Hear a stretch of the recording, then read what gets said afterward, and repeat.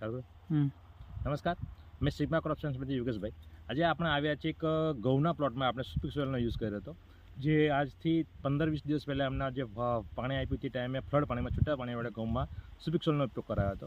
જ્યાં black soil છે, black સોઇલમાં આપણે નવું એક્સપેરિમેન્ટ આપ્યું હતું કે ચલો છૂટા પાણીમાં સુપિક સોઇલ અંદર જશે તો શું થશે. તો આજે આપણે ઘઉંમાં જે 15 દિવસ પછી વિઝિટ મારી છે અને જે સુપિક સોઇલનું રિઝલ્ટ આવ્યું છે, જે એમનો પ્લોટ છે ધર્મેન્દ્રશ્રી, જે બોરીદરા ગામના વતની છે, તો એમાં હું તો રિઝલ્ટ જોયું છે, એમને પણ ઘણો ફેર પડ્યો છે.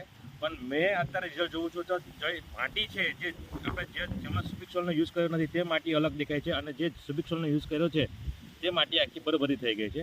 તો કહેવાનો મતલબ એ છે કે જ્યારે સુપિક સોઇલનો ઉપયોગ કરવાથી જમીનમાં ઘણો ફેર પડ્યો છે. તો એ પણ તમે કંઠી જોઈ શકો છો. અને આજે આપણે ધર્મેન્દ્રસિંહથી પણ આપણે એમનું રિવ્યૂ લઈશું કે એ સુપિક સોઇલ આપવાથી તમને ઘણો ફાયદો થયો કે શું થયું, અને આપવાથી જમીનમાં શું ફેર પડ્યો. તો ધર્મેન્દ્રસિંહને હું કહીશ કે તમે થોડુંક આ ઘઉં વિશે થોડી માહિતી આપો.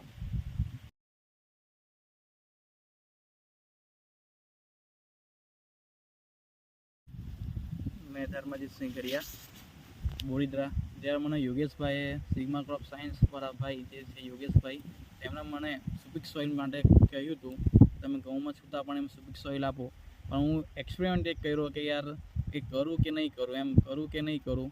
પણ છે લાસ્ટમાં ચાલો ભાઈ કરી જ દઈએ, એ રીતે એક્સપેરિમેન્ટ કર્યો છે મેં. તો આજે આ જે કંઠી છે અને માટી બે અલગ છે ને સારું રિઝલ્ટ છે એનું.